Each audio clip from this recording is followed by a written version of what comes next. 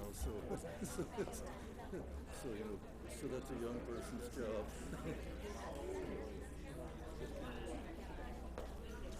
Right, that's what it is.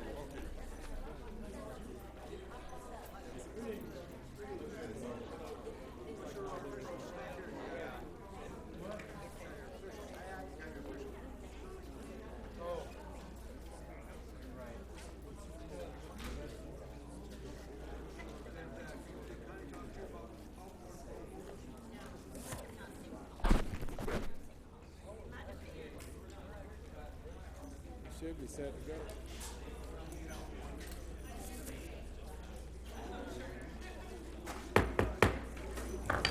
Good evening.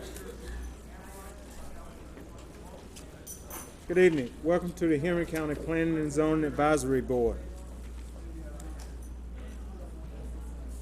This meeting is being televised live on Charter Channel 180 and AT&T UVerse Channel 99, and will rebroadcast every Thursday at 7:30 p.m., Saturday at 12:30 p.m., and is available by video on demand on the county website. Now would be a good time to turn off your cell phones and laptops. If you wish to speak, you will need to fill out a public hearing speaking card. We'll allot 10 minutes for those in favor of a case and 10 minutes for those in opposition of a case. For example, if 10 people wish to speak, they all share in the 10-minute slot. Address the board, not the audience, when you're speaking. We will now have the invocation and the pledge by Mr. Barr. Stand. Pledge allegiance to the Flag of the United States of America and to the republic for which it stands, one nation, under God, indivisible, with liberty and justice for all. Let us pray. Lord, we want to thank you for all the blessings we have. We want to thank you for the opportunity we have as a free nation to gather. We ask you to be with everyone in this room, for us to have a good meeting. We ask for your guidance and your patience, that we can live healthy lives in your service. We ask this in your name. Amen. Amen. This meeting is now called to order. Do I have a motion to approve the agenda? Make a motion to approve the agenda. Second. It's been approved in second. All in favor? Motion carries. Okay. Do we have any comments from staff? I'm sorry. Excuse me? The minutes. There needs to be a motion to approve the minutes from the previous ZAB meeting. Okay, yes. Do I have a motion to approve the minutes for the May meeting? Make a motion we approve the minutes of the May 10th, 2018 meeting. Second. We have a motion and we have a second by Mr. Richard. All in favor? Motion carries. Okay. If so, we hear the first case. Mr. Chair, there are a few staff comments, just for the record. The following cases were advertised for tonight's meeting and will not be heard due to the applicant's request to table these items until the September Zoning Advisory Board meeting.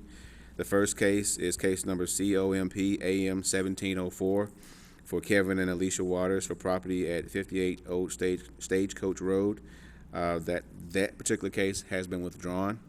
The associated case RZ 1710 for Kevin and Alicia Waters, located on 58 Old Stagecoach Road. That case will be heard in September due to the applicant requesting that it be tabled. And case number RZ 1810, the Reservoir Group for property located on Crumbly Road, has been postponed by the applicant, and that case will also be heard on the September Zoning Advisory Board during that meeting. And one last item, I would like to officially welcome Mrs. Yuritsa Neves to the Planning and Zoning Department. She is our new Planner 1, and would you all join me in just making her feel welcome? Okay. Okay, if that concludes the county business, we'd like to move forward with the first case. The first case is the Henry County Cities Joint Comprehensive Plan. It will be presented by Mr. Jared Lombard from the Atlanta Regional Commission and Mr. Stacy Jordan Rootsil, our Chief Planner. This is our update to our comprehensive land use plan, which includes our future land use map. This is our policy guide, and it is updated every 10 years and is required by the Department of Community Affairs. And we are at the finish line for the official adoption. So tonight's hearing is to receive recommendation for the Board of Commissioners, who will hear this same comprehensive plan next month on their second meeting in August. Good evening, Mr. Chair, board members. If there's any body that understands the importance of the future land use map, I would think it would be this body. So I'm sure that you can appreciate the time and the work that we and Jared have put into this. So without any further ado, I just want to let Jared take it away. Thank you, Stacy. So good evening. My name is Jared Lombard. I'm a senior principal planner in the community development group at the Atlanta Regional Commission. So this process actually, I think, started with discussions going back about 2.5 years ago, and we really started last September of 2017. Henry County and the cities of McDonough, Locust Grove, and Hampton all asked ARC to assist them in updating their comprehensive plan. This is a service that ARC provides at no cost to the local governments. So just keep that in mind when you look at my graphics compared to Woody later on. So just to, oops, I'm not going to use that. So really, why do we do this process? Really, it's for three main things. One, to gain public input about the direction of the county and the cities for their future. This is one of the great opportunities to really gain a lot of information about different public opinion, and I'm going to share some of that with you. The second is really to set goals for the future. What are the goals of Henry County and the cities? What do they want to become when they grow up? And finally, how do we prioritize a lot of actions? This is just the beginning of the process. There's a lot of different implementation steps that need to be taken to accomplish a lot of those goals. And we have some list of actions that the county and some of the cities will undertake in the future as well. So really, to look at some of the steps, we did a lot of stakeholder meetings and public engagement. ARC is really good at research and analysis. We have a whole group that just does research analysis, and we relied on them. And then it was up to me to really condense all the information into something that is usable. So hopefully you've had a copy of the draft document, that it was usable, a little reader friendly. We try to make it something that you can refer back to and read on not a day-to-day basis, but a regular basis. Just looking at how Henry County has changed. In 1940, the population of Henry County was just over 15,000 people. In 2015, now it's over 210,000 people. Really, in the 90s and 2000s, as the county rapidly grew. In 1990, you're at 58,000 people. By 2000, you doubled your population. And then by 2010, you added another 90,000 people. So the county and the cities had a lot of different issues about this with rapid growth, and we're still, seeing some of those consequences today. Just to look at how much the cities have changed, in before 1990, the city of Locust Grove was still less than 2,500 people. That the census didn't even measure the census population of that city then.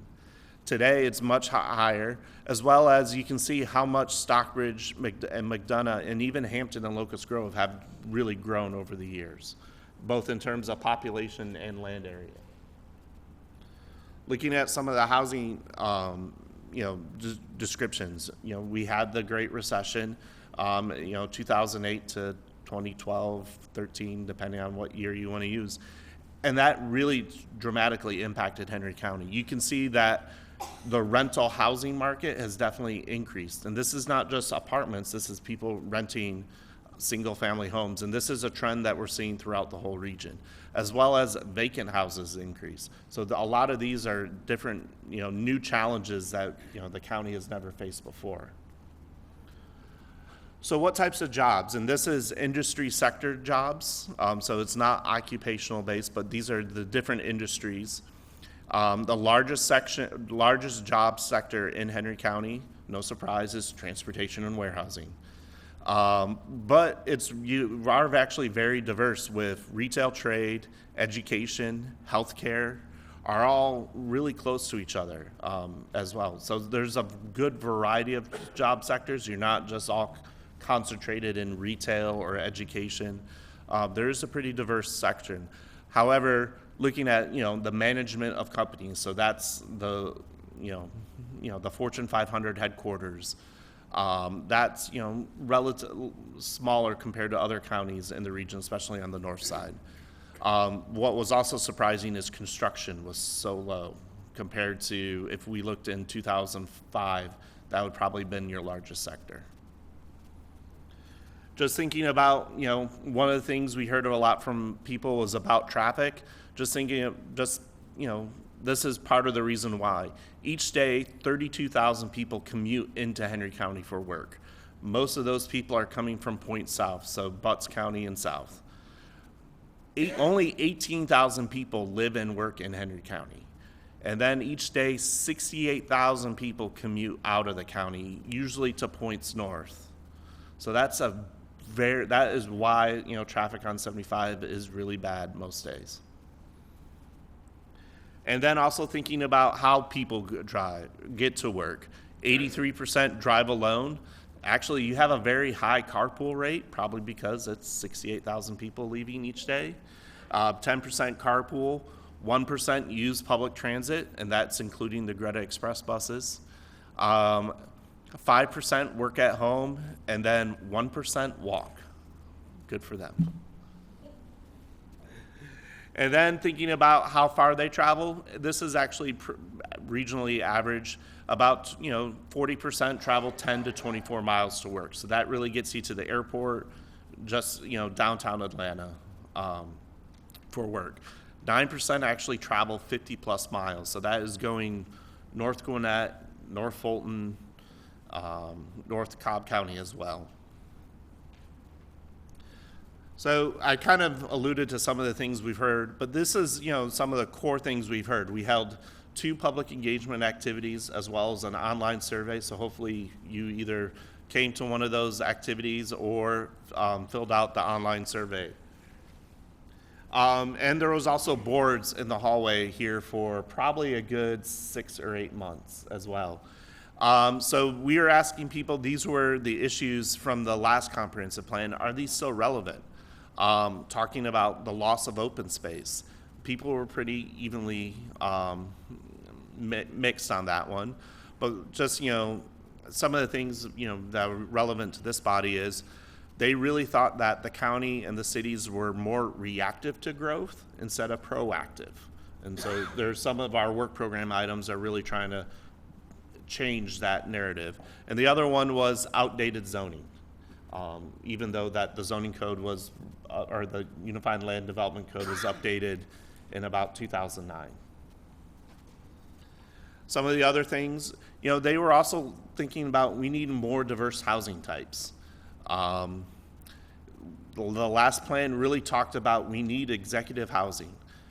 Now, everybody has a different definition, I found out, of what executive housing is. But that one that people really didn't say was an issue. What was surprising was better fire protection, even though there has been a lot of new recent investment in fire protection in the county, and demand for senior services. No one said, no, that's not an issue. And that's still going to be a big challenge going in the future.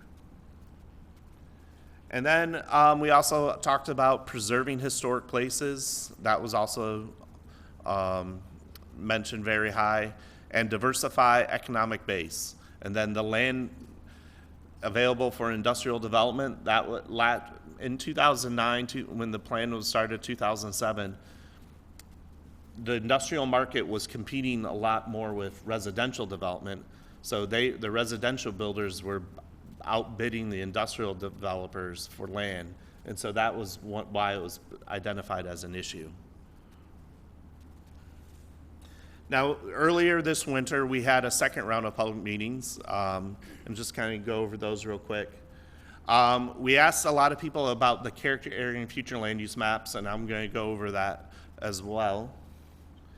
And then we also asked people where they would like to see growth in the county. And we used Legos, as a good way to kind of have people identify where growth should occur. And these are some examples. One group of people really wanted to have growth, kind of go more out of a ring around the city of McDonough. And then this other group of people really said, we're going to try to spread growth out, but also really concentrate it in the major interchanges that we identified as activity centers on the map, and at what we're calling the Hampton area mega site. And I'll explain those some as well.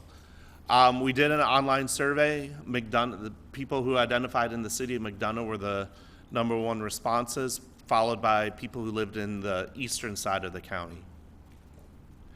I'm not going to go through every question, but these are some of the ones that are more relevant. Should Henry County and municipalities work together to coordinate land use planning? 80% of the people said yes. Should Henry County control land use density intensity based on the limits of infrastructure? Just under 80% said yes. Should Henry County maintain a rural large lot land use pattern in the outskirts of the southern portion of the county? 80% of those people said yes. And then this one was really interesting. Should the unincorporated county continue with residential development, or should the county pursue economic development in areas? And that one was really pretty well mixed. Both, even if you add the not sures, while pursue economic development was, a lot of people said no, that really residential development is the way of the county. So we compiled all this information, and working with the stakeholder committee, we really looked at, what are the assets of Henry County, what are the challenges it's facing, and what are the goals of the future. So some of the assets are, you have a good access to the interstate and a great location. You are, right at the marketplace for traffic, or for development that is tied to the Port of Savannah. Basically, if you can't get much farther into the metro region other than Henry County on a typical truck driver work trip day. They're limited to about, I think, 13 hours of traveling. So going back and forth from Savannah, you're basically at the 155 interchange. So that's from an economic development standpoint, that's a good thing. From a, traffic and transportation, it's still a challenge. You also have land available. Many counties are, becoming more constrained for development, and you also have opportunities for redevelopment areas. You have, staff and elected officials and community that really are visionary for the future, that are trying to promote, good growth in Henry County and the cities. And you also have great historic downtowns. If you think about, Gwinnett County, they're trying to replicate what Hampton, McDonough, Locust Grove already have with, great main streets. So one of the comments was, how can we enliven them and make them more of a destination for people, so that, the comment was, Henry County kind of shuts down at 5 o'clock. So how can we make those much more lively districts? Some of the challenges is, how do we manage that redevelopment growth while preserving that local feel that people, attracted people to Henry County in the first place? How do, how do the county and the cities provide housing options for people in all ages and lifestyles? Warehouse and distribution development is concentrated along I-75. I think the last count, it was just under 40 million square feet. And it provides well-paying jobs, but it needs the supporting infrastructure. And there's some of that moving forward in the work program is to really do some master planning around that area in cooperation with the city of McDonough. You know, as the county and cities mature, how do we provide services? Probably more, I've received more comments about library services than in any other jurisdiction that I've worked in over the last 6 years on these. And improving the look and feel of major roadways, and then broadband availability. And this is actually now a state requirement that we have to look at, and I'll just kind of give a brief highlight. So this is from the Federal Communications Commissions.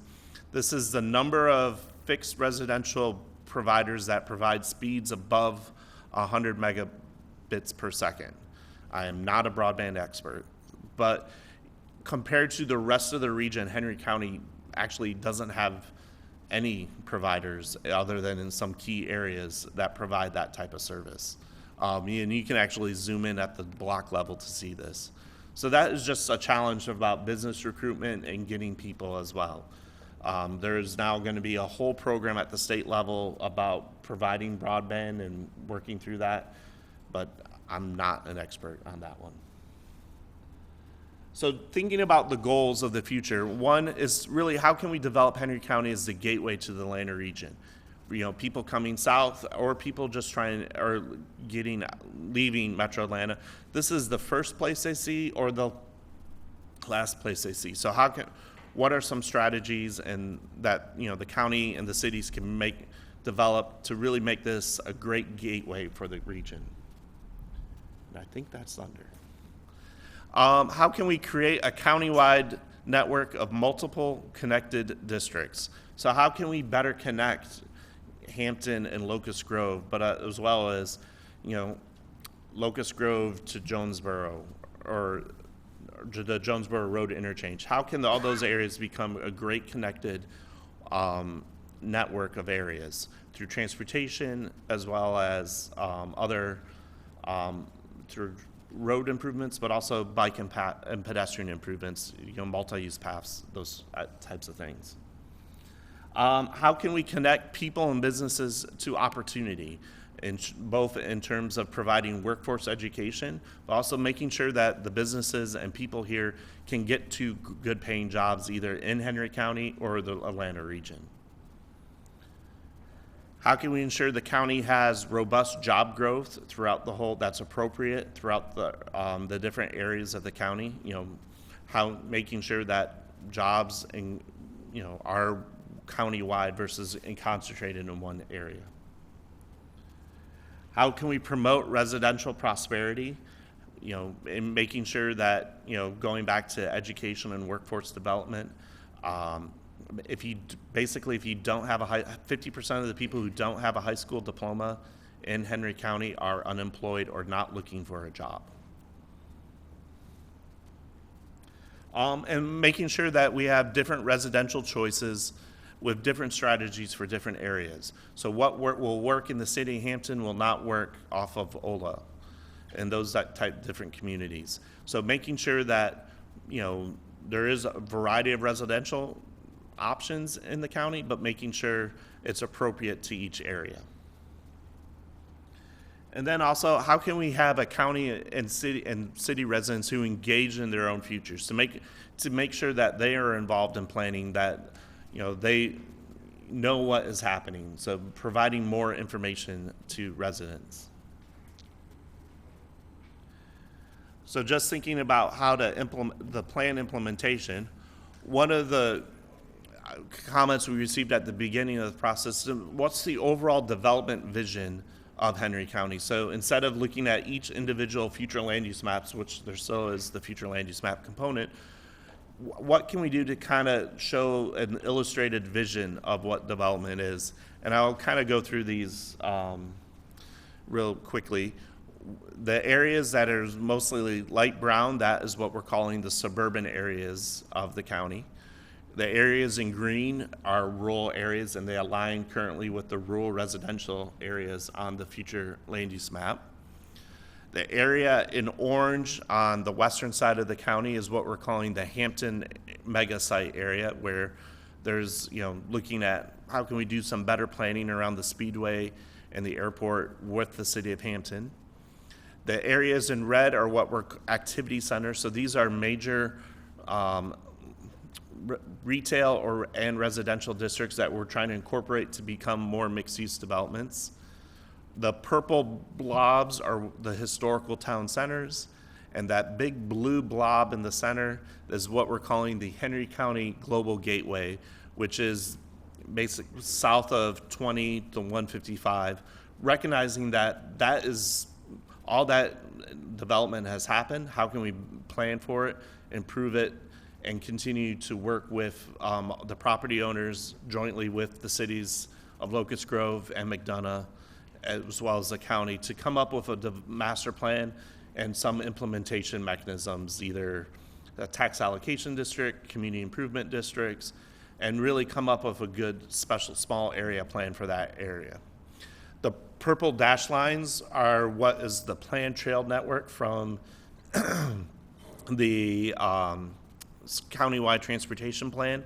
So that's also illustrated. So these are, the potential trails that could be within Henry County. And to think about how to implement this, so we have some general policies, new infrastructure that, should be in good design, good standards. You ensure excellent in roadway and city maintenance with striping and signals and for the incorporation of autonomous vehicles. Making sure that new developments meets the highway corridor overlay districts requirements, and then ensure that new trails and roadways are developed or not precluded by development. So making sure that where we have a trail identified, that either the developer builds it or at least dedicates some right of way so that could be built in the future. Thinking about how to implement that Henry County Global Gateway, it's making sure that scale and land uses are appropriate to the neighboring land uses. Discourage single-family residential development in that area. If you ever look at an aerial around 155, you'll see, a subdivision on 3 sides by large warehouse distribution. That's not really a good thing from a land use planning aspect. Promote high-quality design of public space in the public realm and making sure that's integrated within the development. Develop and invest in options for infrastructure and technology to improve, to promote reliable trips through the area. That was one of the probably main comment I had heard was, driving through this area, I don't know how long it's going to take. Traffic is always bad. So how can we, incorporate technology for that? Look at, encourage the appropriate buffers for industrial and logistic land uses. Look at, green infrastructure, stormwater best management practices. And then what are the areas that we want to preserve for freight or industrial land uses, and making sure we preserve those for the future. Looking at the Hampton mega site area, some similar policies. One of the other ones was, discourage warehouse distribution in favor of light or high-end manufacturing. This is a pretty large area that those types of facilities could go into. For example, up off of Bells Ferry in Cherokee County, they were able to work with the Georgia Department of Economic Development, and now you can get your 3D printed Adidas shoe in that area. And then also, this is going to follow through, encourage appropriate mixed use, not only within the site, but within buildings. How can we have better mixed use instead of just, apartments here, retail over here, and there's nothing really in between, and they're not connected well. A lot of the same policies in the activity centers. One was really to encourage active ground floor and pedestrian scale design and pedestrian amenities in the development and when redevelopment occurs, and encourage interparcel connectivity.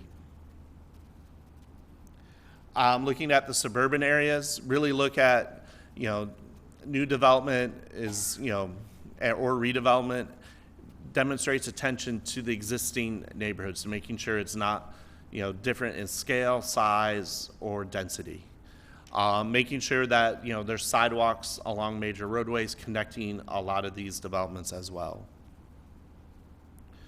Rural areas, really look at how can you use conservation subdivisions that protects the majority of the land in some sort of permanent easement. And then also, how can we promote the scenic views along that corridor? Either providing buffers between the roadway and the development, and between also individual development sites. Now, we also have been working with staff on going parcel by parcel on the future land use map, and we've been taking comments on, I think, almost weekly, and been promoting that. There is an opportunity to look at that, but tonight I really don't want to go parcel by parcel for the future land use map, because I think we would be here to 2 in the morning. But I just want to also talk about some of the other aspects. This is the work program for the future. So this kind of gives direction for Dante and the other county management staff what to do, some activities for the future to implement the plan. One is really to look at a green space and park and recreation plan. This is something that the county's been wanting to do for a while. Also looking at the capital improvement plan and updating it with new projections and figures, and maybe possibly re-examining the fee structure. Develop a trails master plan. This is something that ARC could also assist with in terms of funding. Do some small area planning around both the global gateway area and the mega site. One that's probably going to get a lot of discussion is develop a transit plan. We heard a lot of comments about transit, but looking at what are the options, what is feasible in terms of revenue, riderships for the county. Look at also how do we do some small area corridor plans, looking at the major state and local roads in the county. For example, we are working with Fayette County and the towns of Tyrone, Peachtree City, and also the city of Fairburn on State Route 74, and they are looking at how to do a complete zoning code development standards for that whole corridor. So it doesn't matter if you're in one city or the county, it has that same feel all the way through, and with a set of transportation improvements. Some other things to look at also to implement the plan, look at the feasibility of developing a transfer of developments right program, where how can we protect that rural land but still provide that property owner with some market-based incentives. Also look at those corridors that should be preserved for some of those scenic view sheds. Looking at smart transportation investments. And then 2 things. One, also annually update the Unified Land Development Code in response to new planning trends. A discussion we had earlier is, if I wanted to do artisanal cheese making, where would I go? What type of zoning code classification would that be? And then also prepare annually a report, probably with your impact fees, of some of the projects or developments that are implementing this comprehensive plan, so the public can understand that this plan is actually being used on a day-to-day basis. So my last slide. Today we're having this planning commission presentation. We're also going to be talking to all the participating cities in July and August. There'll be a public hearing for the county for this plan on August 22nd. Starting on August 23rd, we'll then send the plan to the Department of Community Affairs for their state approval. And then in October, the plan will be adopted. Edits can occur basically all the way up until the plan is adopted, hopefully before the first jurisdiction adopts the plan. So with that, I'll take any questions or comments, and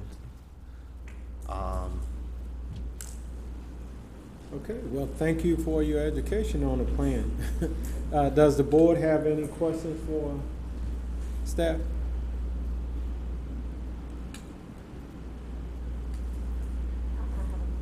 Okay, Let's take Mr. Richard. Go ahead. I just want to thank the staff and the ARC for bringing the plan, even though it's preliminary at this point, to this stage. I think we're very fortunate to have an organization like ARC that can help communities such as ours. I think an effort like this could actually cost well over $200,000. Oh, yeah. To put together even to this point. I think one thing that we need to keep in mind is that the, comprehensive, plan, so to speak, I prefer to think of it as an interrelated system of policies which depends on programs, projects, and regulations and funding, such as shown on your last chart for the future development. The overall map, such as the community activity area map you have showed, actually each area would depend on certain policies and actions and funding to make those things happen. So that's my comment to this point. Thank you. Ms. Consiglia? Do we have a future land use, proposed future land use map that you can show us? Because I didn't see one. Maybe I'm missing something. I know you said you didn't want to get into all the intricacies of it, but I'm just saying, is there a way that we can just? There is actually. Is it preliminary? It's there is a preliminary one. It's actually an online interactive map that you can go visit. I don't think it was in that packet we got. Was it in the? Okay. Oh. They're going to show it to us. Yeah. I just kind of wanted to see. I think there is a map that's Actually, combined hold with on, the Stacy's gonna- transportation map, No, it's not. That's not part of it. it's a I already filled out asked. map. No, it's not. Jim.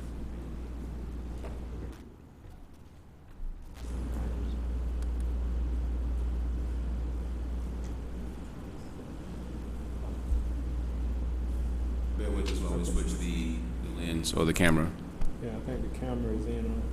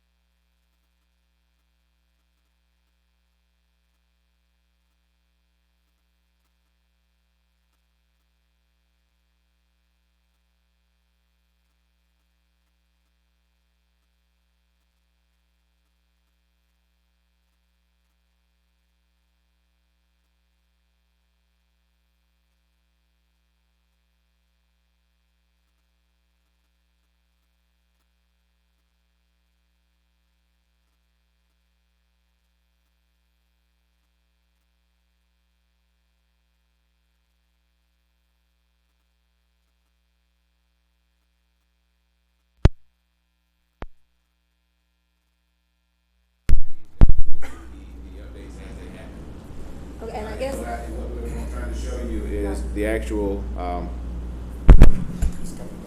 thank you, Ed, is the actual map that we have now currently that we're calling our draft future land use map that will go to the Board of Commissioners. Okay, I missed that last part. So this is the proposed map, or is this? Yes, what you're going to see on the overhead as soon as it goes live. And we're having a little bit of technical difficulty, so. And if I could just say, this map should be a part of your exhibit. Which, there was a map in here, but I didn't know if it was the future land use map, because it didn't, and I called and asked about it. It'll be this one. Okay, so that's the map? So what's the white area then? The white areas are each individual city.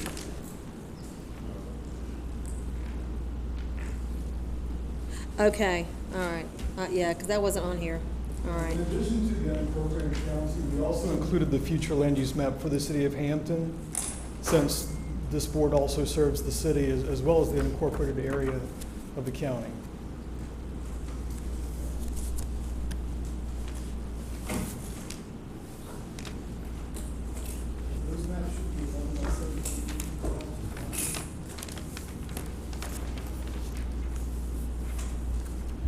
Oh, okay.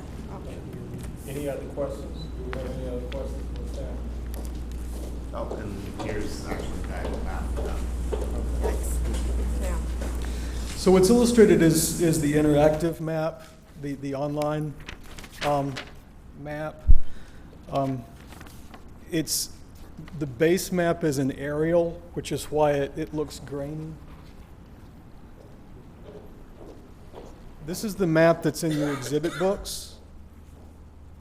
And again, you had asked about the white areas that are shown. Those, again, are the areas within the city limits.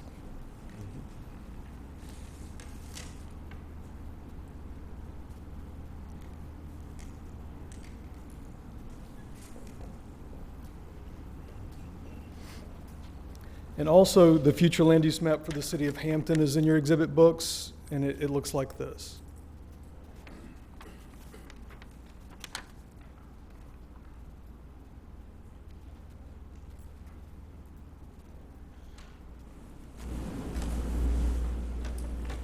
Any additional questions? Any additional questions for staff? Okay, Mr. Riggins. On the map that you just referred to, some of the green areas that, are on this map, do they coincide more or less with the watershed protection districts that are in place for Henry County? Defer that one to Cece. I can tell you that in the southern part of the county, from the railroad tracks in downtown Hampton all the way east to the county line, that whole southern area of Henry County is in one protected watershed or another. So I wouldn't say that these green areas, which indicate a rural residential land use designation, coincide with the watersheds, because there are other land use designations in these areas as well. And I'd also like to mention that downtown Hampton and downtown Locust Grove are both within the protected watersheds. Thank you.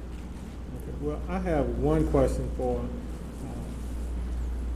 we talked about the Global Gateway. Do we actually, does the plan include a proposal for that area in the future in terms, you talked about the traffic and that type, but do you have a proposal for it?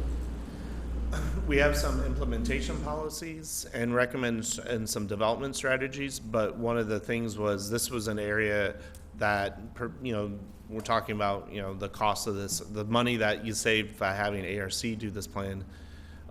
Perhaps, the county use some of that cost savings to do that small area plan and come up with a good detailed small area plan and recommendations for that area. But we just have a few different sentences, or basically a page that kind of describes that area. Okay, understood. Any additional questions?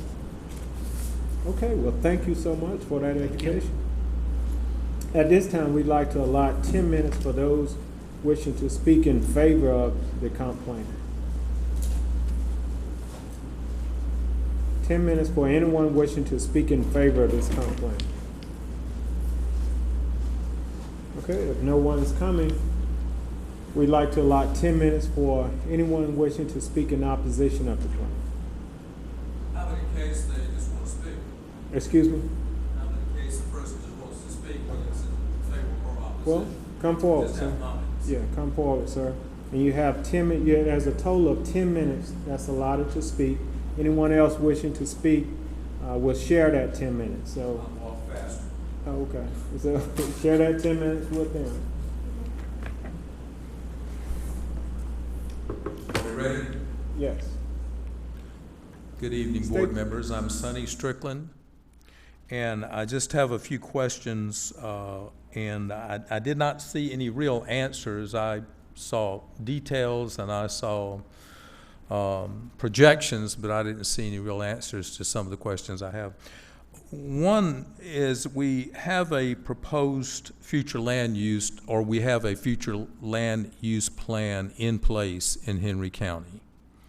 And in that land use plan, I'm not familiar with all of it, but there are areas that are designated to be different zoning types, commercial, residential, whatever. But in this new adoption that you're going to undertake, are you going to totally abolish all the current plans, all of the things that maybe people who own property or invested in property in these areas might have done so with a future intent, which will now actually be affected in a negative way by these changes? You know, this is not a answering section, and we'll address those issues. If staff wish to address any questions, we can do so. But this is basically your time to speak in opposition or in favor of the plan. Well, in order to arrive at whether you're in favor or you're opposed to a given action, it's really necessary to know what the details of that action are. I think that anything that is undertaken by the county or any other entity, but most certainly the county, should be with things in mind like benefit to the most number of people with the minimum amount of negative effect to those same people, the citizens and owners of properties within the county. And so maybe I didn't word my question correctly, and so I'll try to readdress that. So if you make these changes, the proposed changes that are up here with this legend that I can't really make out any real detail on, how is that going to affect the existing future land use plan map that is now in existence in Henry County, which I think they spent probably somewhere around 3 years developing that? And one comment that I had heard was that that's all going to be just wiped out and everything's going to be changed. Is that, or is that not true? Mr. Chair, I can address that. Refer that to staff. Sure. The Georgia Department of Community Affairs requires that local jurisdictions update their comprehensive land use plan every 10 years. The plan you were referring to went through the process and was adopted almost 10 years ago.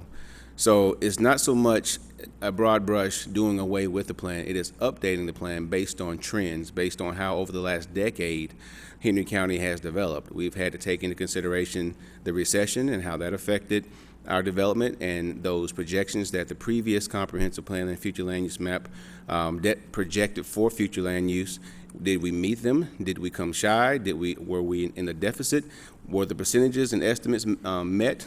And reviewing all of that, no, they were not.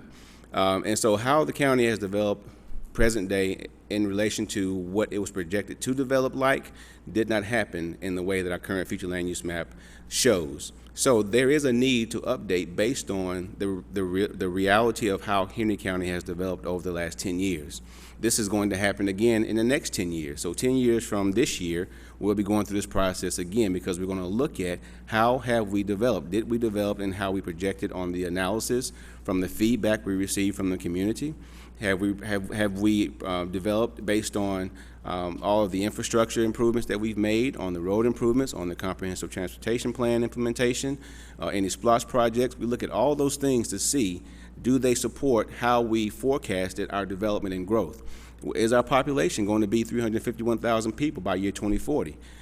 The last plan based its estimates on a population of over 400,000 residents. I understand that. So we're not going to be there anymore. So now we are updating this map to reflect more accurately how we have developed, and based on that, where we think we will develop. When was the current future land use plan adopted? Officially 2009. That's what I thought. Okay. And I understand what you said about the demographics and the changes and the trends. I understand that. Sure. But it still does not address the question, to me, to my way of thinking. Some of the changes that have been made in some of the zoning here, some are good. Some, in my opinion, are not so good because they benefit certain entities and they penalize other entities. And so you can't please everybody, I understand that. But you also have to create something of a balance when you're doing these things. And you also need to do in the best interest of the county, because all of us should be, in whatever we do, doing what's in the best interest of the county at large, whether it's in an official capacity or it's just citizens of Henry County. We should all do what's best for everybody.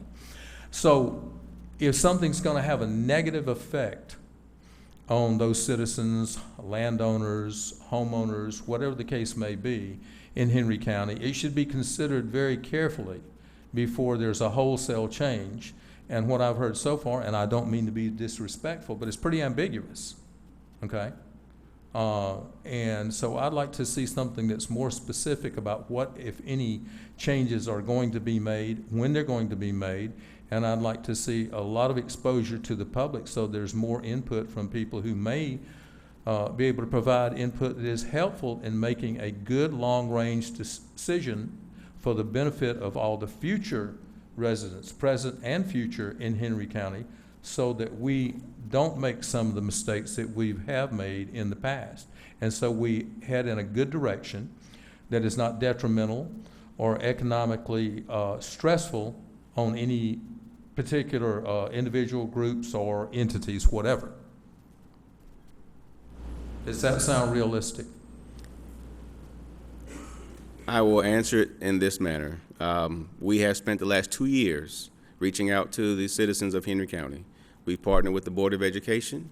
We went out and reached out personally to a number of businesses.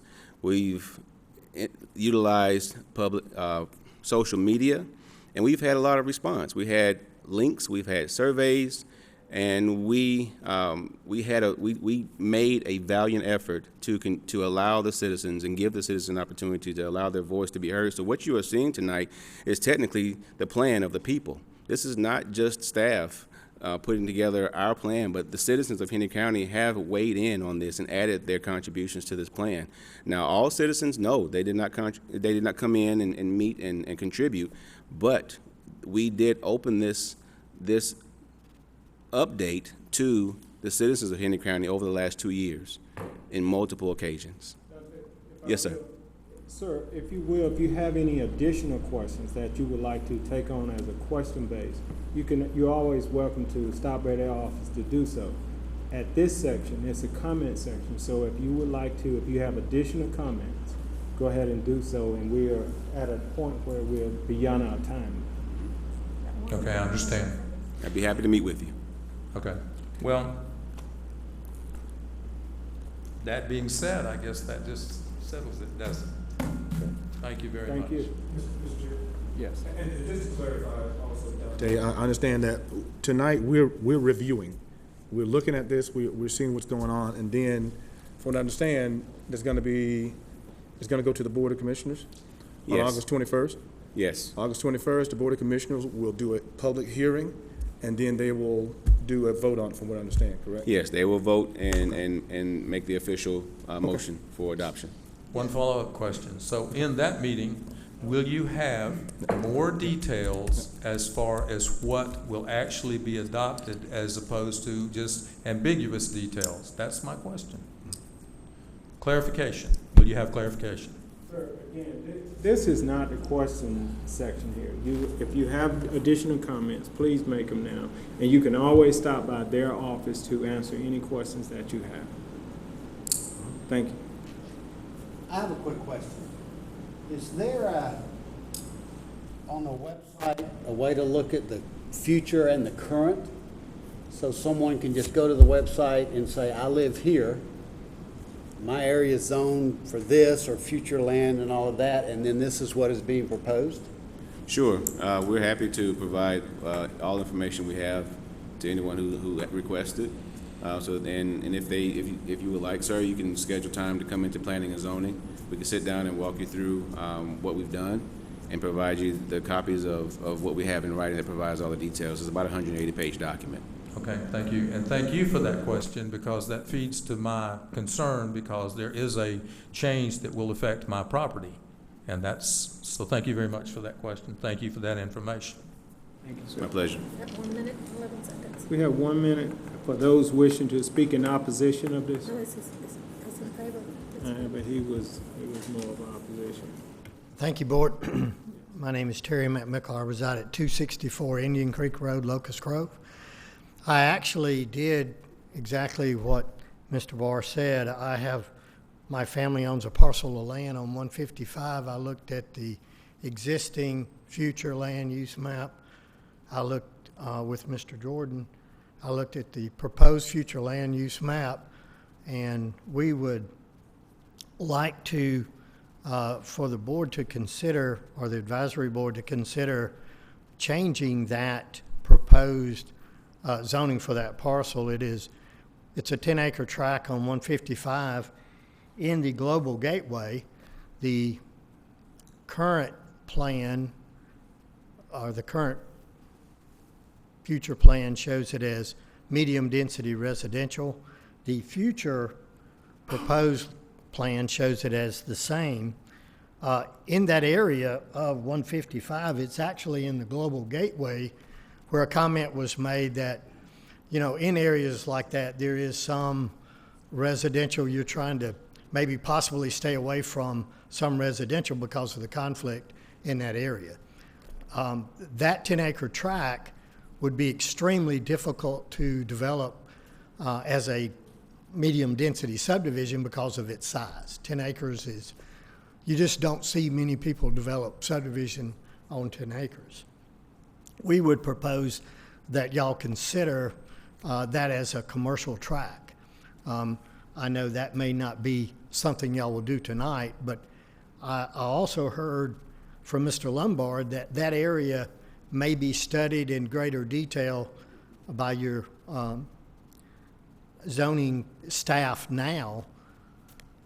Maybe that's a way to look at that, but we do want to kind of go on record that we would like for that particular tract to be zoned, and Stacey Jordan is familiar with the tract, so I don't know if y'all respond to that tonight. I understand that's an objection, so I'd like to request that be looked at and changed. Okay. I'd be happy to answer any questions about the parcel, or. Thank you, sir. Thank you. Would I check back in the future to see what's happened on that, or how would I? Yes, you can check the plan. Okay, Sure. thank you. Thank you. Okay. How many minutes do we have? You told me they started at 5 We- again, So how many we have left on that? 4 minutes, and is it for opposition? Yes. Okay. We have 4 minutes left for anyone wishing to speak in opposition of this case.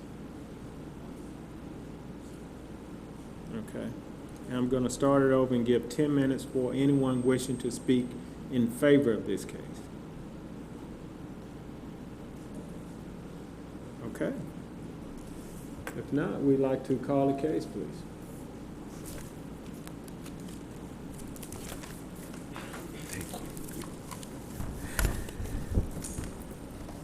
Zoning Advisory Board, the case that you heard and was presented by Mr. Jared Lombard and Stacey Jordan Rudisill was the Henry County Cities Joint Comprehensive Plan 2040. And that concludes the presentation for your recommendation to the Board of Commissioners. Mr. Chair. At this time, we've heard the conclusion of it. Do we have a motion? Mr. Chair, I motion that we accept the proposed Henry County Cities Joint Comprehensive Plan 2040 update.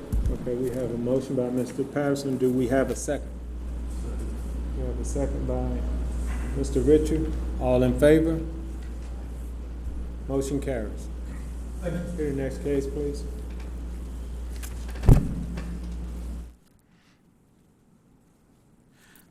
The next case is the City of Hampton Revised Zoning Code. It will be presented by Mr. Stacey Jordan Rudisill, Chief Planner.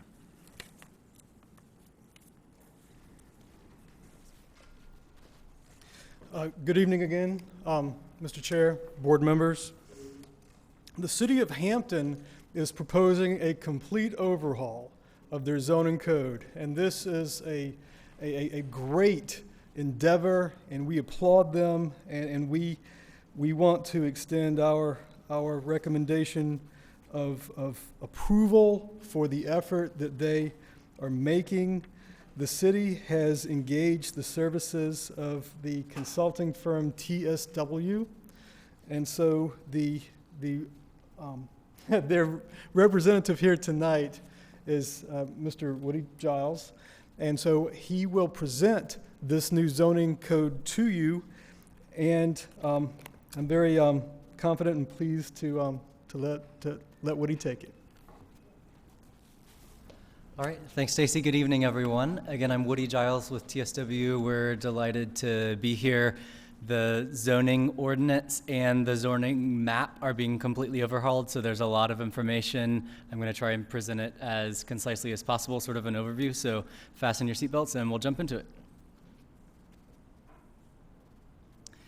Just a little bit of context of why we're here. In 2010, the City of Hampton got a grant from the Atlanta Regional Commission to do a Livable Centers Initiative study, a master plan for their downtown. Our firm was fortunate enough to be hired for that. And since then, the city has realized it was a great vision, but the zoning really isn't in place to make sure that that vision happens. So they applied for another grant from the Atlanta Regional Commission and hired us to update that zoning. The original LCI plan was the result of a lot of public process. We had a lot of meetings and great input. This process has been the same. We've had a number of public meetings, a website, a lot of opportunities for general input, and we also spent a lot of time interviewing several folks in the room and developers, every city councilman, a lot of stakeholders to really make sure that the code that we're proposing is based on what the community wants. So I'm going to run through just the key zoning updates. I know that each of you have the full text of the ordinance, and that's also available online for members of the public at hamptonzoningupdate.com. But I'm just going to hit a couple of the highlights. Zoning is a really technical thing. This is the tool you use to implement the vision, but there's a lot of legalese. There's a lot of ifs and ands and commas and semicolons. So honestly, a lot of our work has just been cleaning up the language and doing technical and legal and administrative stuff. About 70% of our work is that, and you can see the results of all that. But about 30% of it is really drilling down on these policy issues, doing the kinds of things that really matter for development and the kind of things that the average citizen can understand. Really, all of that, including the technical stuff, is important. My example of that is the difference between "let's eat, Grandma" and "let's eat, Grandma." So just the comma there, but a big difference is important. So a lot of the technical stuff and the legal stuff really is key to making sure that you have a code that is easy to understand, easy to implement. So just a quick overview, and I'll go through each of these briefly, but this is the table of contents. It starts with the more legal and administrative stuff, gets into the actual zoning district language and what they require, and ends with some more specifics, which I will jump into now. So Article 1 is legal provisions, and as I mentioned, that's completely updated. So there's a lot that's changed here. Everything that was rezoned, had conditions or variances under the previous code, that gets carried into the new code, so all of that stuff will stay there. And there's just a lot of language here about making sure that new development follows the code, clarifying the relationship between the zoning code and HOAs, private covenants, other parts of city ordinances, shows with the official zoning map and other things. Everything is also grandfathered in, so if there is a development or building or aspect of anything that is not conforming today, it will be grandfathered in under the new code. So we're not asking anyone to change things that have already been built, but just asking that once things are improved, changed, redeveloped, or new development, that they meet the requirements of the code. Article 2 is definitions. There's a lot of different terms that are defined. There's a lot of terms that were in the ordinance that we deleted. There was a definition for archery range, but archery range wasn't mentioned anywhere in the zoning code. And so we said, this is really a zoning code, not a dictionary. Let's take out anything that's not referenced in the zoning.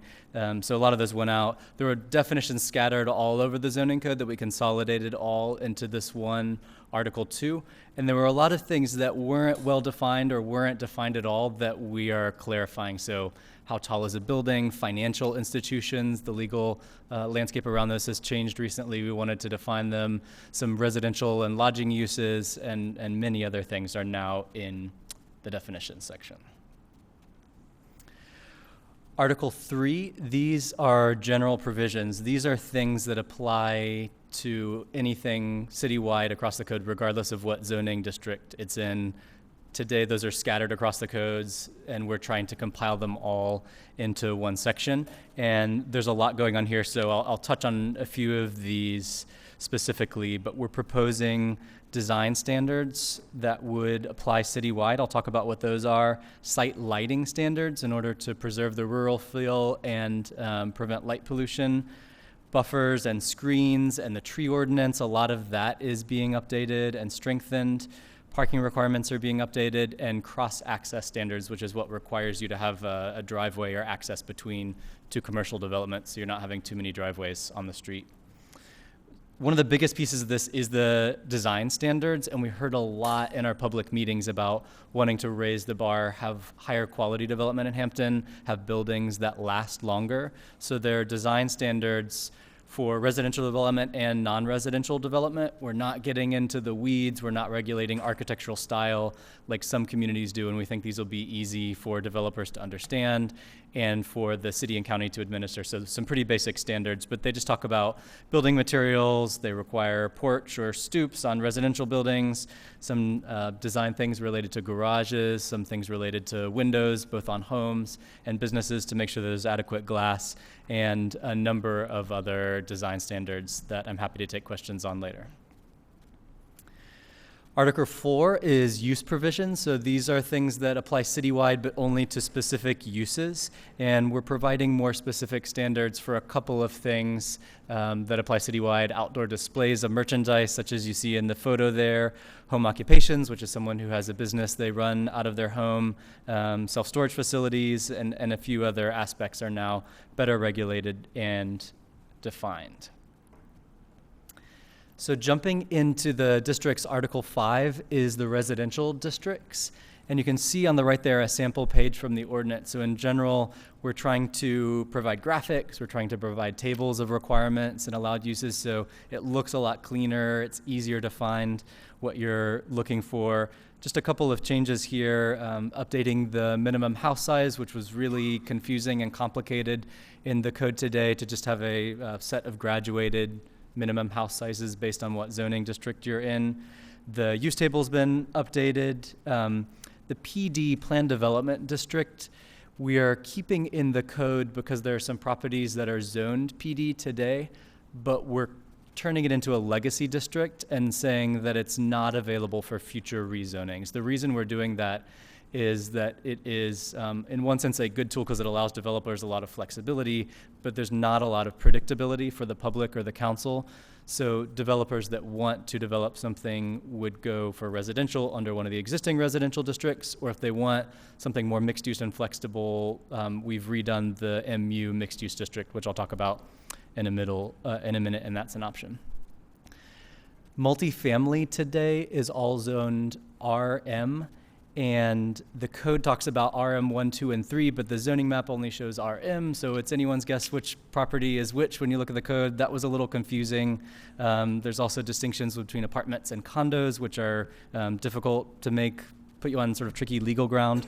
So we're doing all of that in updating it as MR1, which is a zoning district for townhouses and cottage courts. Cottage courts are just small houses that face a common green space. And MR2 is for any kind of multifamily development, apartments, condos, senior housing, those sorts of things. So that will be a lot more clear. And we're also specifying amenity requirements. There were some of those in the code today, but these are now being applied across the board to any kind of residential development, single family or multifamily, rather than specifying that everyone build certain athletic fields, which is what the code does today. There's a list of options you can choose from: green spaces, playgrounds, trails, athletic fields, a bunch of options, and you're required to pick a certain number of those amenities to build based on the size of your development.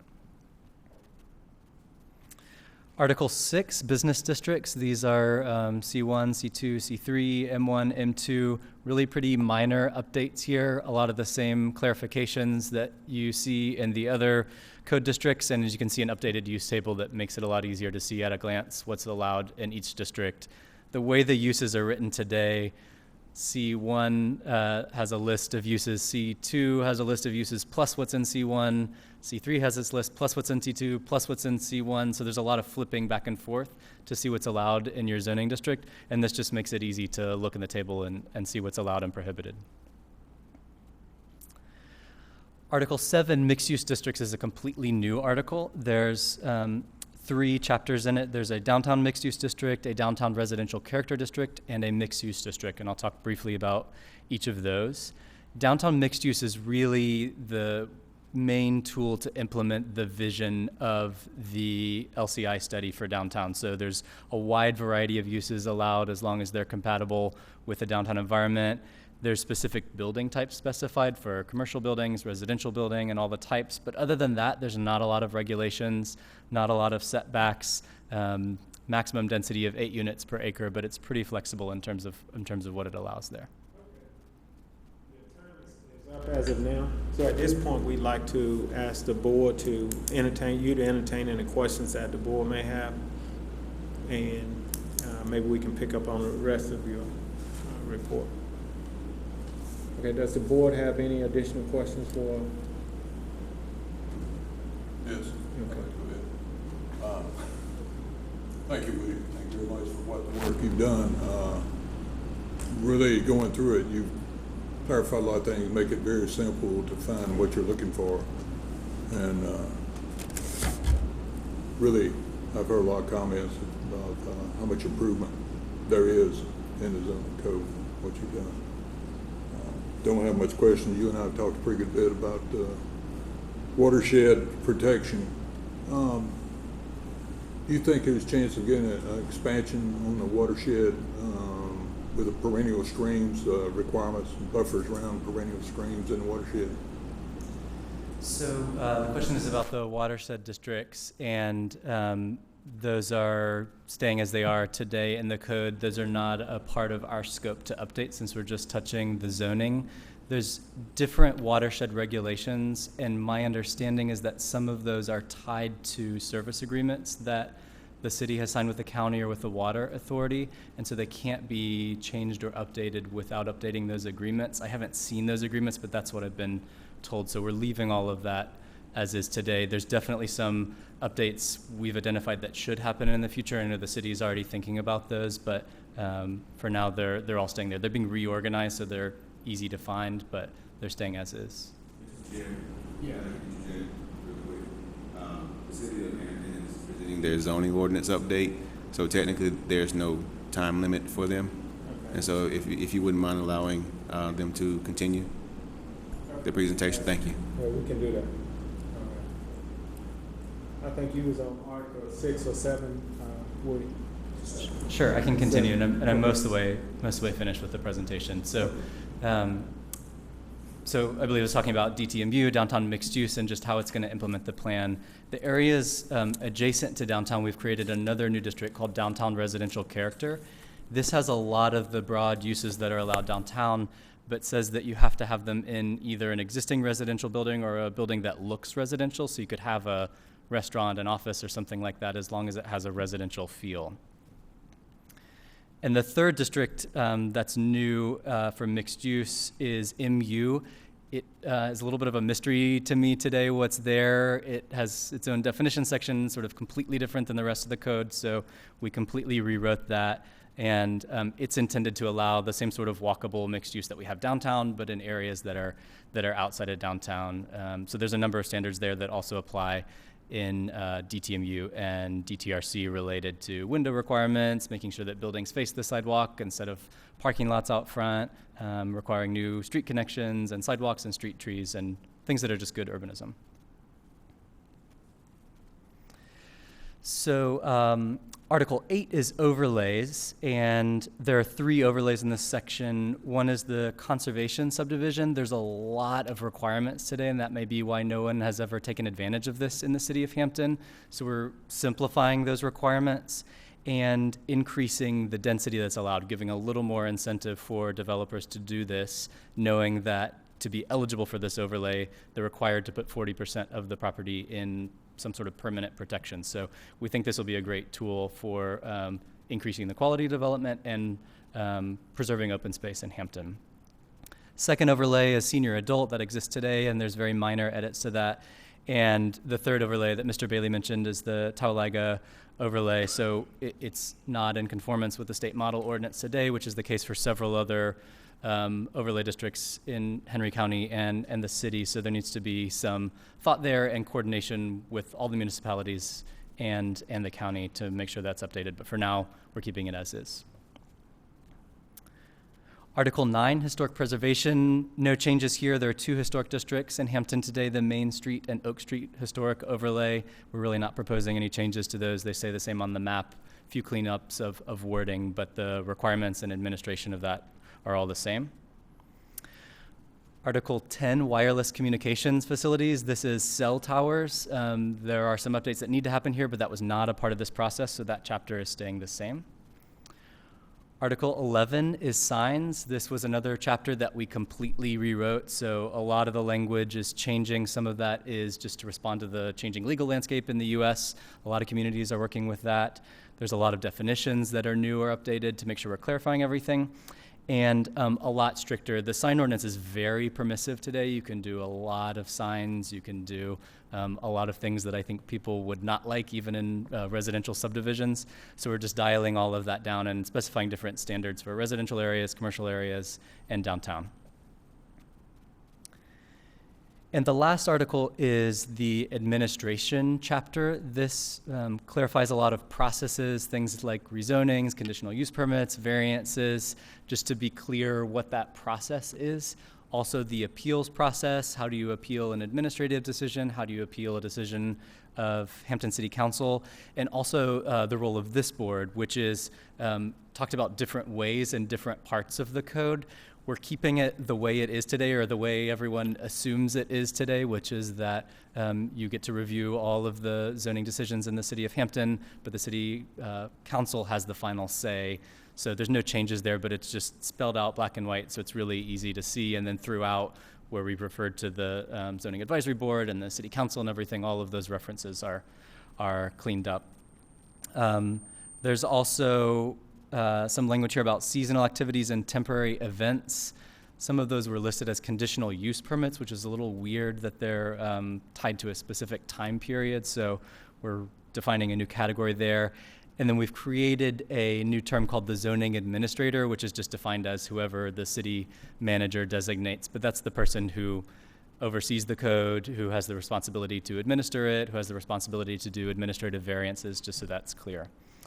So that's a very brief update of what's happening to the code. The other thing that's going on that I'll mention just briefly is updates to the zoning map itself. And I have a copy here tonight that is also on the website. So we started with the 2004 paper map that we were provided. We digitized that. So this is in GIS for the first time. Great to have an electronic map for the city of Hampton, but there's a lot of zoning changes that are being proposed. About 1 in every 8 parcels is being proposed for rezoning since that 2004 map. Some of those are annexations, things that have happened that are not showing up on the map that we're showing there. Some of them are rezonings that have happened since 2004 that are now shown on the map.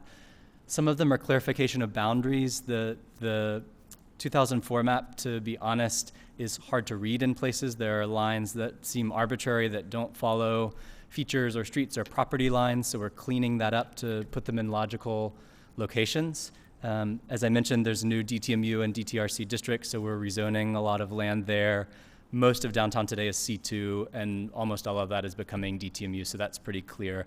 But there's some other areas on the side, and there's other rezonings that that are also being proposed. So that's my presentation for tonight. Again, if you have more questions, I'm welcome to answer them. And for those members of the public who are here tonight, hamptonzoningupdate.com, you can see both the draft text, which will be updated as edits are still ongoing, the draft rezoning map, and we also have a couple opportunities for public input next Thursday, July 19th at the Old Fortson Public Library. We'll have a hearing with boards with a lot more detail than I was able to present tonight for public comment. And then we'll have 2 council meetings on July 24th. I believe the agenda tonight says a different date, but it's July 24th. And the council is hoping to have a final vote on this on August 14th. So with that, I'll take any questions. All right, thank you. Any questions? Mr. Bud? Yes, I'd just like to ask, of course, Hampton, like a lot of older cities, has a good many lots that are non-conforming based on the current regulations and even those that you're proposing today. And I just would like to find out from you how the zoning administrator would handle permits to build, say, houses on non-conforming size lots. Yeah, that's a great question. So a lot of lots that are non-conforming today will become conforming because our ordinance is written to get more of the kind of things that Hampton already wants or has. So that will solve a lot of problems. But there are rules spelled out in Article 1 that talk about if your lot doesn't conform, you're still allowed to build something. You can get a variance from the setbacks. There's certain smaller variances that the zoning administrator can grant, other things that you have to go before city council. But yeah, there's a lot of provisions in there to make sure that we're not making someone's property unbuildable. Also within the city limits, there is quite a bit of floodplain, flood hazard areas, the 100-year flood zones, and of course that's not shown on the zoning map, but how would those areas be defined and considered for permits or denial of permits? Would you use the FEMA maps in place of the zoning map or in conjunction with each other? That's right. So in the definition section, that is referenced and references the official federal flood maps and defines what a flood zone is.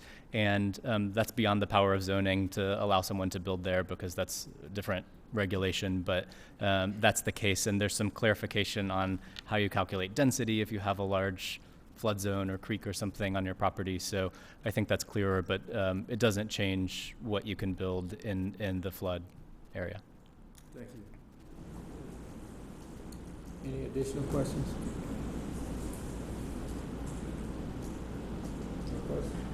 I think I have a question for staff, and it's just for clarification on my part. So, this board, I mean, it's like they have different zoning from what the county has, so we have to depend upon their representative to let us know. I mean, it would be in the book when we have a case that comes before us, and we would know like what their zoning requirements are. You know what I'm saying? Because it's going to be different. Their zoning is technically different because they're their own jurisdiction. Right. But because of our service delivery strategy, we service their planning and zoning department. So we have access to their code. We'll have access to their new code, their future land use.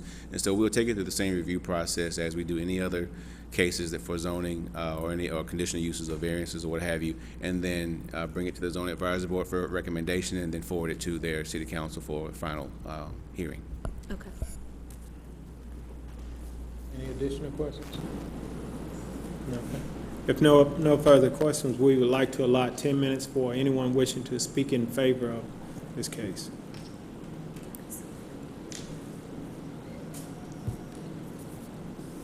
Anyone wishing to speak in favor? Okay. If not, we'd like to allot 10 minutes for anyone wishing to speak in opposition. Okay. And that's a combined 10 minutes, ma'am, so. I'll hurry. Okay, thank you. My name is Catherine Daniel. I live at One Ridge Drive in Hampton. I've been there for 49 years. Mic down a little bit closer to you. How's that? Thank you. I'm height hurt. Zoning is a good thing and I like it. It's a safety thing, and having a future land use plan is really good, and I like that. But arbitrary rezoning of current properties, existing properties, causes a problem for property owners, like insurance, remodeling, replacing, transferring of properties. A thriving business suddenly becomes non-conforming, and we all know that's a problem. Let me say I'm not opposed to the entire zoning thing that they have planned. I object to it. I think it's aggressive and inappropriate. I believe a future land use plan would be much more favorable. I am opposing the renaming of my properties as townhomes. I have single-family homes, I have quad apartments, and I have duplexes. The apartments and duplexes are totally brick and consistently 100% occupied. None are townhomes.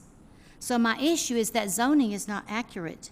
I wish my apartments to be multifamily, my duplexes to be duplexes, and my residential houses to be residential. That's what they are.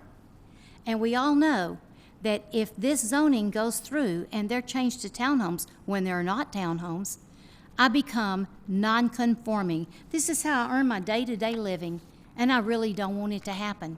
I have printed out some maps and drawings that might help you if you're willing to consider this. Can I give them to you? Yes.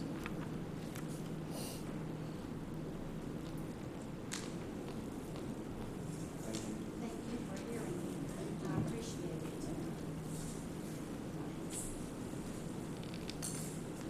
Thank you.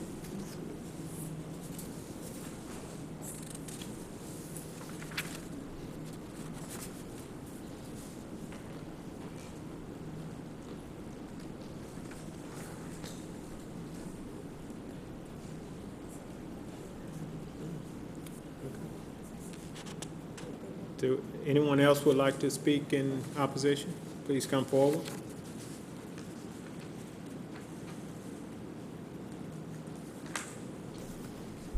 Well, thank you for having this opportunity to speak.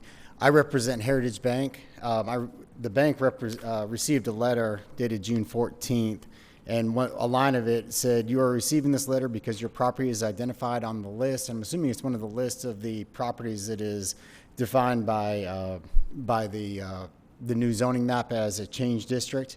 Not quite a year ago, I came in front of this board asking for a rezoning of that 36 acres that is owned by Heritage Bank, and we made it to the city council. The council denied that rezoning, even though we were proposing less density, and it has been in a litigation since. Our attorney has contacted the city attorney, and she has affirmed that our lot is indeed not on the identified list. However, when I looked at the map, it shows that the lot is zoned R2 when the actual real zoning of the property is R2 CRS.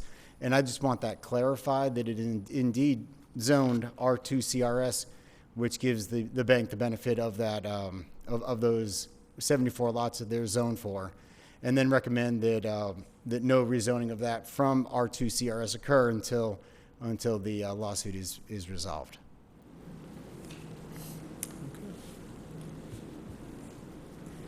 Anyone else would like to speak in opposition of this case? Anyone else? Okay.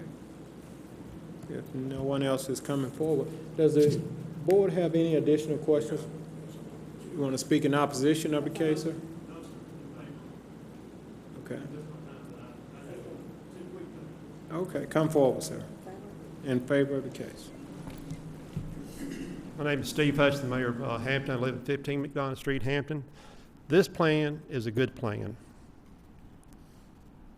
I don't see anything. We're getting our zoning updated. The staff has gone way above and beyond. We've had our hearings on it. We've got another public hearing come July 19th. I'm open for comments, but I think the board should consider this as a very good plan. And thank you. Thank you. Again, is there anyone that would like to speak in favor of this case? I want to make sure I've included everyone. Anyone else would like to speak in opposition? Okay. Does the board have any additional questions for? Yeah, I have a question, and I'm going to go back to Ms. Daniel. You look at her first example, she has duplexes. Where'd you go? See, you're too short, I can't see you from the podium there. Okay, so. Well, she can't come back up, but. That's okay. You have duplexes. Yes, sir. Yeah, does she need to go sit back down, or I don't want to mess up. You can be seated. I don't need to be here? No, Okay. thank you. No. Okay, sorry. 4 duplexes, you're saying you have.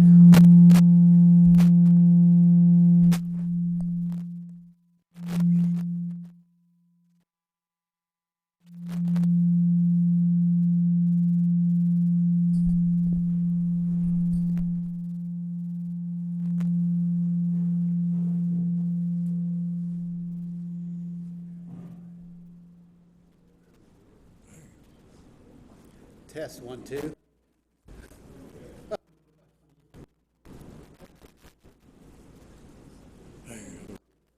Start over. You say you have 4 duplexes. I have 5 duplex buildings. Well, 4 on one plot and 1 on another. okay, I'm just looking at the first one that you have, you said parcel 1. I guess what I want to understand is you're saying you have, in that piece of property, duplexes. You have a duplex.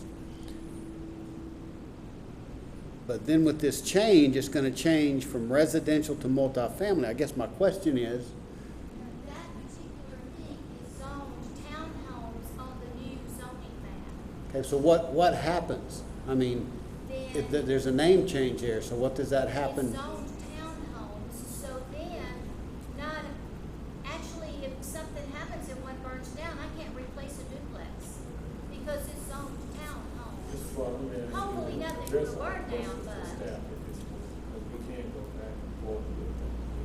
Okay.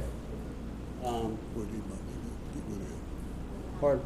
Would applicant, will you come forward, please? Would the applicant come forward? Yes. Okay. Do you have any additional questions for the applicant? No, my question was for you, really.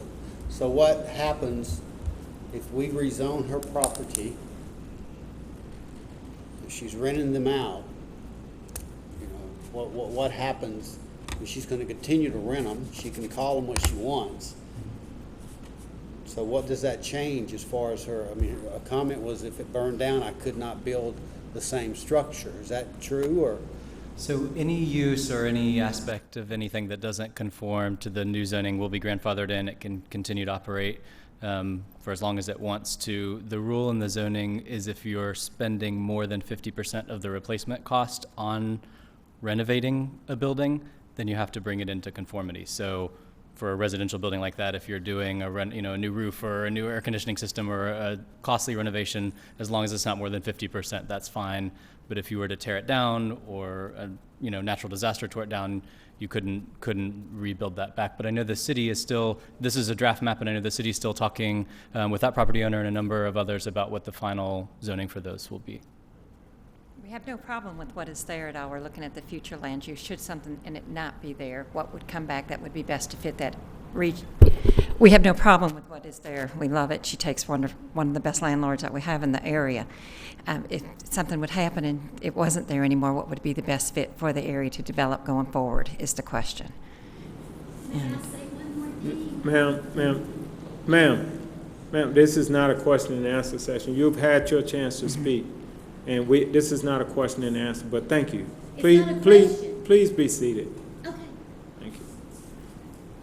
Okay. You guys can still talk. I mean, this is not for this meeting, but And we are still discussing and working through it. The map is still a work in process. There's some areas, and this is one that has been under discussion. Okay. Any additional questions? Okay. I think not to belabor this too much, but I recall when when Mrs. Daniels' husband built these duplexes and small apartments, and it's they're they're not a town home as we would think of some kind of attached owner occupied homes. I would just ask the consultant and the staff in the city to look at the possibility that it just be maintained with the MR2 multifamily residence, and I think that probably would, in this instance, fit more properly than in the townhome district. We will take that under consideration. Thank you. And so you heard the comment from the Heritage Bank issue, and how are you guys addressing that issue? Can we defer that to our attorney? She is here. Okay, can she come up to answer that? Mr. Chairman, will you allow that? Yes.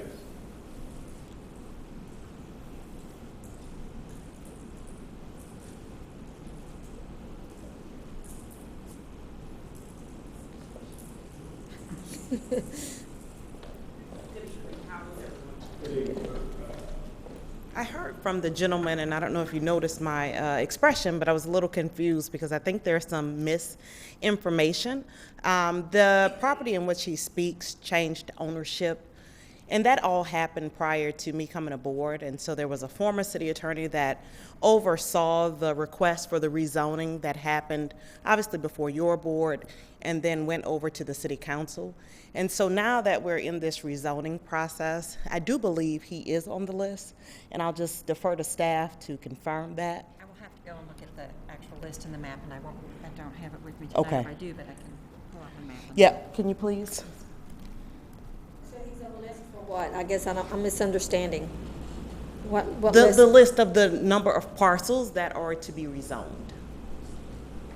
So there's about 300 or so parcels that would be subjected to rezoning if this zoning rewrite was adopted by the city council, and I do believe he was on that list. And so, if you could just clarify, kind of what's happening. So they're saying that, I guess there's a lawsuit. There is, and so obviously with litigation, there's limited discussion that can occur. But the information that he provided about not being on the list and being on the list, we're going to clarify that for you right now. It's 46 West King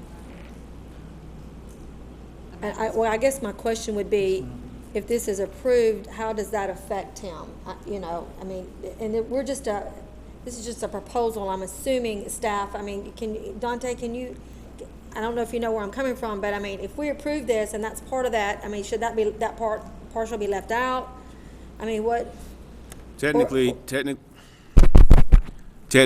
it's just a recommendation. Okay. The final decision is left to their council. Okay. All right. Then that's not really a point then for us. Did you still want to answer about whether or not he would be rezoned? I would leave this up to the board if they want to hear that question, but to me, if we're just a recommending body to that council, that would be up to them to make that final decision. It's right here. It's also in the watershed protection area, and that's in the critical area as well. So there's a lot of things to consider into that area.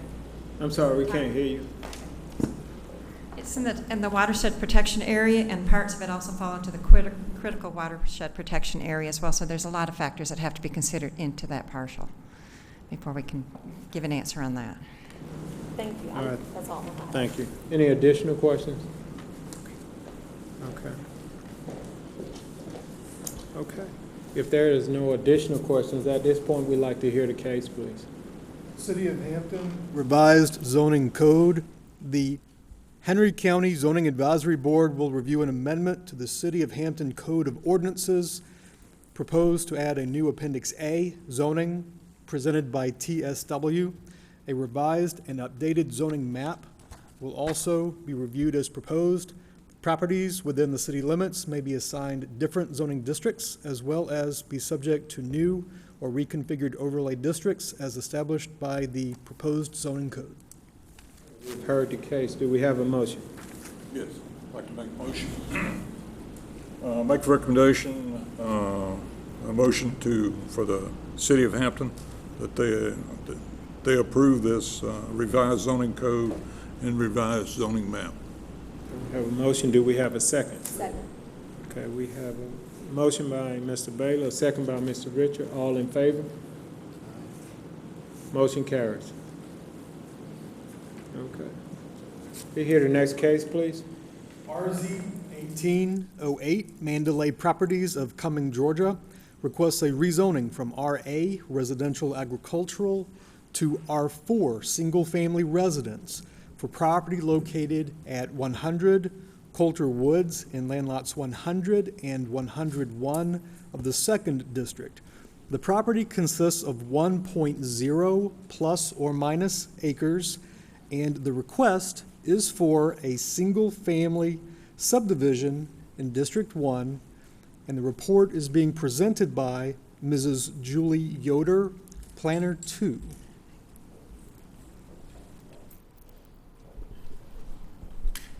Good evening, Chair and Board. The applicant is requesting to rezone this property from RA Residential Agricultural to R4 Single Family Residential so that they may divide the property into 3 tracts of land. The Coulter Woods subdivision to the west is within the city limits of Locust Grove, but the requested rezoning would be very similar to that development, specifically regarding house size, lot size, and density according to the final plat of the Coulter Woods subdivision. Also, the future land use map designates this property for medium density, which calls for 2 to 3.6 net dwelling units per acre.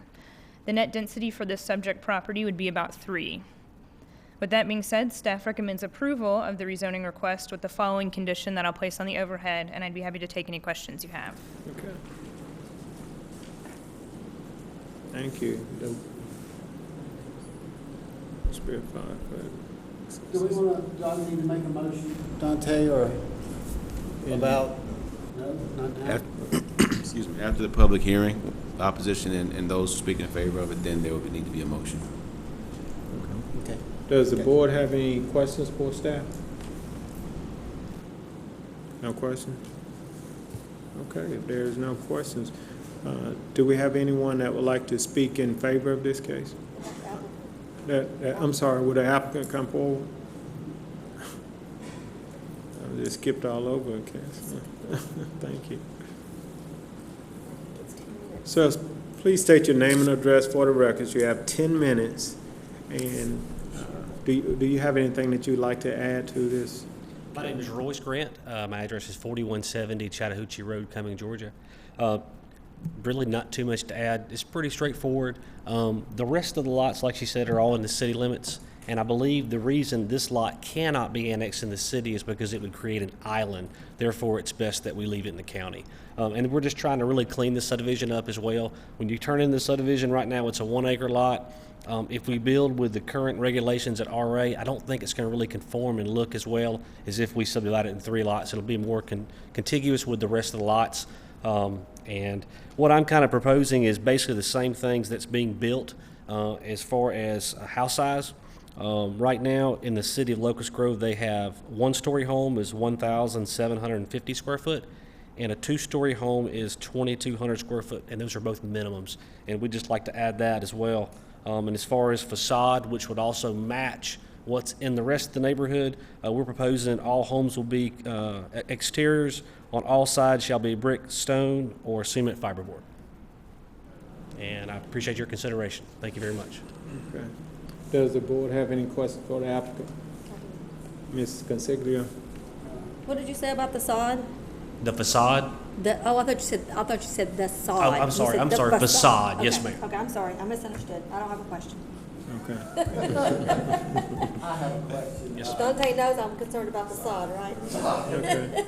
I'm your representative in District 1, and Mr. Wilson has went down there as well. We have one questioning condition, and you talked about it, but we want to ensure that the houses that you build are comparable to the ones that are already there. Yes, sir. And I can answer that for you as well.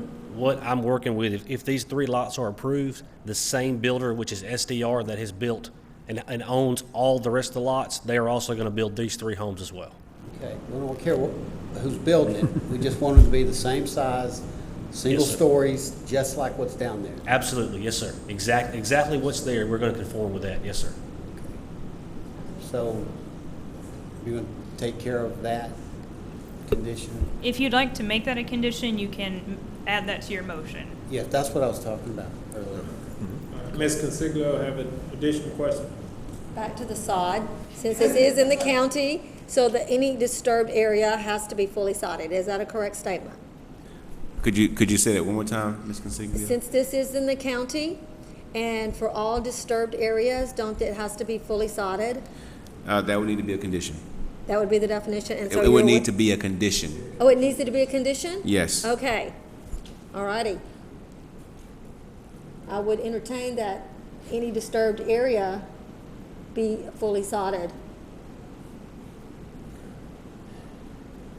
It backs up to the woods.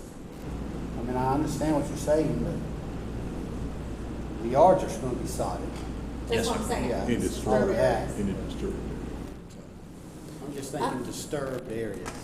I thought You okay with that? I'm fine with Okay. that. Yeah, I'm good. I thought we had already, It's a standard condition that we normally see in cases when there's disturbed area in residential subdivisions, that they are to be sodded. is this different? Is this a different, context as far as disturbed area? No. If there's disturbance, it's disturbance. If there's bare soil, it's bare soil. Okay, so it has to be sodded, I guess, so why do I have to have a condition, that's what I'm asking? No, technically it has to meet BMP requirements, so best management practices. So Okay. without a condition that says it has to be sodded, he has to meet the basic and standards through our plan review and inspection. Okay. So that it could be grass and seed and straw. Right, so we want But the sod, because I thought that there was something that was passed that said that all disturbed subdivisions or whatever, if it was disturbed, it had to be sodded. I thought Working on it. Oh, okay, so we have, okay, all right. I think currently, right now, it is 100% vegetation, though. Is that correct, Dante? I'm sorry, say it again? Currently, it's 100% vegetation? Yes. On the lot? Yeah. You've stated that you have no problem sodding disturbed areas, so. Yes, sir, that'd be fine. Okay, we're good. All right, so we have two? Okay, sorry. Any additional questions? Any additional questions? Okay. You may be seated, sir. But, do we have any, at this time, we'd like to allot 10 minutes for those speaking in favor of this case. Anyone like to speak in favor of it? Okay, since no one coming, we'd like to allot 10 minutes for those speaking in opposition. Okay. Any additional questions for staff? No questions? All right, let's call the case. RZ 1808, Mandalay Properties of Cumming, Georgia, requests a rezoning from RA Residential Agricultural to R4 Single-Family Residence for property located at 100 Coulter Woods in land lots 100 and 101 of the 2nd District. The property consists of 1.0 plus or minus acres, and the request is for a single-family subdivision in District 1, and the report was presented by Mrs. Julie Yoder, Planner 2. Okay, we've heard the case. Do we have a motion? Motion. Do I say it? Yes, Okay. please. I would like a motion to approve RZ-1808 with the 3 conditions that we discussed today. And we're clear on the conditions. Do we have a second? A second. Okay, we have a motion by Mr. Barr, second by Ms. Consiglio. All in favor? Motion carries. Okay, let's hear the next case, please. That concludes our agenda. Oh, thank you. Motion to adjourn.